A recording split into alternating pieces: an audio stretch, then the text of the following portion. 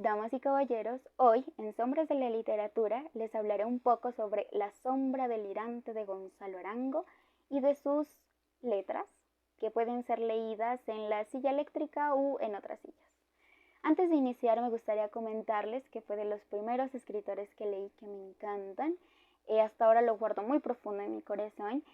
Cuando supe de su vida también me di cuenta que fue un hombre de letras, de jazz y de revolución, que me encantó aún más. Fue uno de los pocos en escandalizar a la sociedad conservadora de su tiempo y en gritar que la palabra y el arte son alimentos del espíritu y que son poderes de la vida. En primer lugar les voy a hablar sobre su autor. Bueno, Gonzalo Arango fue un escritor, un periodista y dramaturgo colombiano. Nació en el año de 1931. Durante su adolescencia sucedieron muchas cosas, como que el gobierno se sumiera en una violencia bipartidista, o sea, una pelea constante entre dos partidos políticos, que eran los conservadores y los liberales. También viviría en una época y en un país influido profundamente por la Iglesia Católica y todos sus dogmas. A los 18 años empezaría sus estudios de Derecho en la Universidad de Antioquia. Luego se retiraría para dedicarse de lleno a la literatura, ya que se encontraba demasiado convencido de que el poder de las palabras podían cambiar al mundo. En el año de 1953, el general del ejército Rojas Pinilla, dando un golpe de estado al presidente Laureano Gómez, pasó a ser el presidente sin haber tenido que haber derramamientos de sangre. Este gobierno fue bien visto por Gonzalo Arango, que lo consideraba esperanzador gracias a sus procesos de paz. Y junto a él, el gobierno también fue bien visto por muchos artistas y jóvenes intelectuales que respaldaron ese gobierno militar. Durante este tiempo, Gonzalo sigue escribiendo y se dedica al periodismo. Poco después, los liberales y los conservadores, decepcionados, se unen contra Rojas Pinilla para causar su caída. El exilio del general significó que Gonzalo Arango huyera y se refugiara obligatoriamente en el Chocó, ya que era buscado en Medellín por aquellos que lo señalaban como cabeza visible del rojismo. Gonzalo vive durante su huida de refugio en varias casas de amigos hasta que regresa a Cali, y así es como un día se pregunta en Cali: ¿qué he sacado con todo lo que he hecho por el arte y la literatura? Y así mismo se responde: nada. Y así fue como se dio cuenta de que no había sido más que perseguido e insultado. Y en ese año, en 1958, funda el nadaísmo en Colombia. Convoca a sus amigos, que hoy también son recordados, algunos de ellos como escritores o artistas, propulsores también de la obra de Gonzalo Arango. Entre ellos encontramos a J. Mario Arbeláez, a Amílcar Osorio, Alberto Escobar Ángel, Eduardo Escobar, Humberto Navarro y Darío Lemos, entre otros.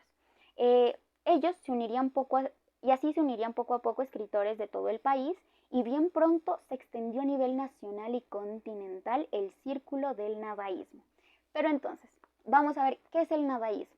Ya sabemos cómo surgió. Un día Gonzalo Arango dijo: ¿qué he sacado con todo lo que he tratado de defender? Nada. Y ahí es cuando decide fundar el nadaísmo. Entonces, ¿qué fue? El nadaísmo fue un movimiento literario, aunque yo más bien lo llamaría una revolución de las letras y de las artes. Fue una forma de Gonzalo Arango de escandalizar, de decirle a los burgueses y al gobierno, de decirles: aquí también estamos los artistas, aquí está el arte y la palabra, que también son alimentos del espíritu. Los nadaístas decidieron manifestar su inconformidad con el orden social reinante, con el bipartidismo político, con las tradiciones que eliminan y asfixian la vida del espíritu. Este fue un movimiento de libre pensadores dedicados a la poesía, la pintura, la música, el periodismo, la cultura y las artes. Este movimiento, de repercusión nacional y continental, fue influido por el existencialismo francés, y lo podemos ver que lo cita muchas veces Gonzalo Arango en sus obras. El existencialismo francés, como el de Sartre, Simone de Beauvoir, de Camus, de Kierkegaard, entre otros, intentando romper con esto barreras culturales y morales tradicionales. Este movimiento también inspiró a cientos de jóvenes, y cabe decir que el maestro de Gonzalo Arango fue el escritor y filósofo Fernando González Ochoa. un ser maravilloso, hermoso. Si así escribe Gonzalo Arango, como escribe su maestro, es una cosa impresionante. Fue un ser y un escritor maravilloso del que también me gustaría hablarles en otro videíto, al que también he tenido la oportunidad de leer. Bueno, finalmente Gonzalo Arango muere en el año de 1976 en un accidente automovilístico con 45 años de edad. Bueno, esta fue la vida del gran Gonzalo Arango. Como segundo punto, me gustaría citar algunos pensamientos, algunos ideales de Gonzalo Arango, citándolo él mismo, parafraseándolo. Entonces, parafraseándolo, diría así, lo que dijo él. El nadaísmo no es una filosofía sistemática, sino una pasión existencial, un furor, una rebelión. Vamos contra los conformismos reinantes que amenazan la dignidad creadora y el espíritu de rebelión. Yo creo que cuando él dice nosotros, los nadaístas, se refiere a los artistas, a los que no hemos sacado nada a pesar de defender con alma, más que todo, porque yo pienso que el arte se defiende con el alma. A pesar de defender con el alma todo lo que pensamos, todo lo que creamos, porque el artista es un creador, y en estos tiempos de consumismo se mira cómo se lo ha minimizado. Entonces yo pienso que cuando él dice nosotros los nadaístas se refiere a todos los que luchamos porque el arte y la cultura resplandezca, se haga notar, se haga ver. Otra cita él dice, los nadaístas van solos hacia ninguna parte, porque no hay sitio para ellos en el mundo. Ser nadaísta es también negar el nadaísmo si ya no sirve a los poderes de la vida y del arte. Y luego se refiere a los nadaístas y dice, nosotros no tenemos nada que perder en el próximo apocalipsis, salvo nuestra poesía y el fuego que nos destruye purificándola. La luz nos ha costado un ojo de la cara y a veces hasta de la razón, pero seguimos cantando, combatiendo, iracundos de la paz contra la inequidad del mundo.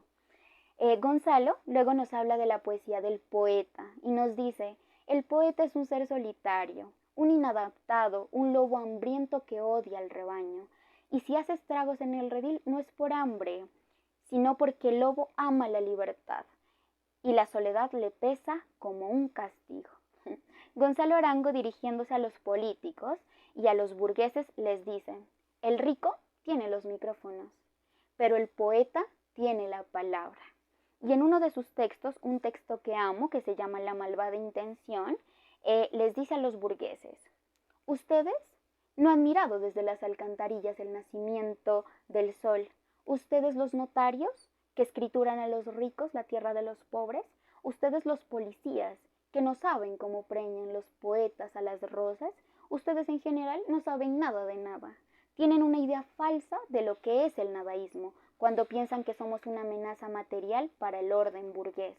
Nosotros no vamos a robarle la chequera al capitalista, ni vamos a asaltar a medianoche su despensa. Que los burgueses revienten tranquilos en medio de la abundancia. Bueno, estas fueron las citas. Como tercer punto, me gustaría hablarles de un texto que le escribe Gonzalo Arango, que le escribe William Ospina a Gonzalo Arango. William Ospina es un escritor del que también me gustaría hablarles, es un escritor también colombiano. Excelente escritor, unos ensayos hermosos que he tenido la oportunidad de leer, y su trilogía, su novela, que es una trilogía, o sea, son 3 libros, también es divina. William Ospina, refiriéndose a Gonzalo Arango, realiza un escrito llamado Invocación a Gonzalo Arango. Y este escrito dice así, parafraseándolo también porque se me iría mucho tiempo si lo digo completo. Y dice así, como diría Chesterton, tal vez Gonzalo no sería un poeta, pero era sin duda un poema. Sé que fue un hombre inteligente y bondadoso, y esa es la mezcla más curiosa que se puede dar en nuestro país. Quienes lo conocieron recuerdan su ironía, recuerdan su ingenio, recuerdan su actividad incesante, pero recuerdan sobre todo su dulzura. Obligó a las palabras a volverse más sinceras y más peligrosas, y supo hacerse oír hablando en voz baja. Gonzalo sabía que la poesía en realidad había sido, desde hace mucho, templo de desterrados, de desplazados, de vagabundos. Gonzalo invita a todos esos jóvenes a reinventarse el país, a reinventarse el lenguaje, a reinventarse el amor y la vida, como querría Rimbaud. Gonzalo salió a las calles a predicar la amistad. Me parece un texto bellísimo, muy hermoso, referente a Gonzalo Arango de parte de William Ospina, que también me encantaría conocer a William Ospina, porque Gonzalo Arango pues, ya no se puede. Bueno, como cuarto punto, hablaré acerca de obras y aspectos literarios. Ya apartándonos un poco de la vida, vamos a la literatura de Gonzalo Arango. Gonzalo Arango, al escribir sus obras, encontró un léxico renovado en la música norteamericana y del Caribe de la década de los 60, 1960. Un humor agudo, una penetrante ironía y un escenario urbano para situar su obra literaria y su crítica social. Su obra la podemos dividir en manifiestos, en prosas, en cuentos o en memorias. También podemos encontrar teatro, cartas y poesía. Bueno, como quinto punto, les daré unas reseñas, y esto es de mi parte, para contarles mi experiencia con Gonzalo Arango. Entonces, primero, he tenido la oportunidad de leer dos de las obras de Gonzalo Arango. La primera es Sexo y Saxofón. Es una obra que tiene un conjunto de relatos de una peculiaridad interesante, ya que no solo habla de los intereses y las pasiones románticas, sino también de esas pasiones del espíritu, de la soledad y de la constante muerte y resurrección que vivimos todos a diario. Esta obra es para todo público. En los jóvenes yo diría que despierta esa virtud de rebelión y en los adultos esos recuerdos de juventud, ya que en esta obra Gonzalo Arango da constantes saltos de la ficción a la razón de una forma gentil. Por aquí tengo la obra Sexo y Saxofón de Gonzalo Arango. Son cuentos, son relatos, es una obra hermosa. Por aquí está Gonzalo Arango, aquí está Sexo y Saxofón. Es una obra de 242 páginas. La letra no es chica, es grandecita la letra. Ahí está. Es un libro maravilloso. Por ejemplo, les cuento la historia con mi hermana. Yo tengo una hermana menor a la que yo no sabía cómo se puede decir, guiarla por el camino de la literatura. Al principio me daba mucha rabia, ella también se enfurecía conmigo y me decía, no, pero es que si a mí no me gusta leer, ¿por qué voy a leer? Yo le decía, no, es que te sirve, la lectura es de esto, es lo otro. Hasta que un día dejé de insistir, porque en un recital de Facundo Cabral dice algo muy lindo y dice que tratar de convencer a alguien es una forma de robo, es una forma de conquista del otro. Y después también leí un texto con el que complementé esa idea, un texto de Borges, que dice que la literatura, la lectura, es una forma de felicidad y que no podemos obligar a nadie a ser feliz. Después de eso ya mi hermana por sí sola se acercó y me dijo, Amy, ¿qué puedo comenzar a leer? ¿Qué me recomiendas? Y de primero le dije, léete a Gonzalo Arango. Léete a Gonzalo Arango, más allá de otros escritores más clásicos, que como les dije en el anterior video me encanta la literatura clásica, pero inicia por Gonzalo Arango. Te va a despertar, o sea, yo digo despertar esa forma de rebelión, esa forma de esas virtudes, ¿no? Que mucha gente no las ve como virtudes, sino como algo malo, ¿no? Algo despreciable, por así decirlo, en los jóvenes, pero no, todo es una forma de empatía también. Ponernos en los zapatos del otro. Por ejemplo, cuando Gonzalo Arango dice, ustedes les dicen, ¿no?, a los notarios que escrituran a los ricos la tierra de los pobres. Ustedes, los policías que no saben cómo preñan los poetas a las rosas. Y muchas cosas más. Entonces, a mi hermana, de primero Gonzalo Arango, se leyó las dos obras, se leyó la otra también de la que les voy a hablar ahorita. Le dije, ¿cuál te gustó más? Y me dijo, Sexo y Saxofón. Seguramente es porque eran relatos. La otra obra contiene manifiestos, reflexiones, poesía, algunos cuentos, pero es un poquito como más, por raticos como aburrida, pero aún así si sigues leyendo es hermoso. Entonces, yo diría por eso que es algo bueno para iniciar, para decirles a los jóvenes, ten, y no decirles, ten, comiénzate con el Quijote, ten, no, o sea, no. Entonces hay que empatizar también con el otro, empatizar con el niño que quiere iniciar a leer y con el adulto mayor que también puede iniciar a hacerlo. Entonces la forma de empatizar es eso, decirle, El Principito es una obra hermosa, por ejemplo, decirle, o sea, obviamente hay calidad de literatura entre textos, obviamente, pero tú no le puedes decir a un niño que apenas quiere comenzar a leer, decirle, no, mira, no sé, el Conde de Montecristo es mejor que el Principito. No le puedes decir eso a un niño. Pero bueno, entonces así les cuento, así como un paréntesis, lo que pasó con mi hermana y por qué lo recomiendo tanto a Gonzalo Arango. Eh, por esa virtud de rebelión. Y los jóvenes es eso a lo que van, a la virtud de rebelión, a la virtud de empatía con el otro, de preguntarles a los adultos por qué desprecian al otro, si el otro también puede ser mi amigo. Entonces ahí está. Entonces, eso me parece genial. Mi hermana cuando yo la puse a leer ese libro, tenía 13 años, ahorita ya tiene 15 y para ella sigue siendo su libro favorito. Ahorita, después de leerse a Gonzalo Arango, me dijo, ¿ahora qué? ¿Qué sigue, Amy? ¿Qué más? Porque pues no tenía otros libros de Gonzalo. Entonces me dijo, ¿qué sigue? Y pum, la puse a leer Opio en las nubes de Chaparro Madieva, que también es un libro divertido y aparte de divertido, súper genial para pasar ahí el rato con la lectura. Bueno, después de este gran paréntesis que les hice, les voy a hablar de la segunda obra que leí y que me fascinó. Fue Obra Negra, Negación Creadora. Imagínense con ese título nomás. Esta obra es un conjunto de relatos, de poesías, de manifiestos y de reflexiones excepcionales de Gonzalo Arango. Aquí Gonzalo Arango nos muestra cómo todo puede ser sagrado, como toda inconformidad del espíritu también puede ser saciada sin necesidad de dogmas ni de religiones. Este libro cuenta con aproximadamente 300 páginas.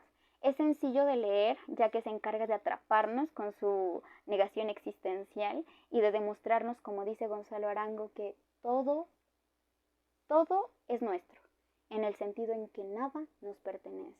Todo es mío, en el sentido en que nada me pertenece. Por aquí también tengo Obra Negra. Aquí está. Este es Obra Negra. Lindísimo.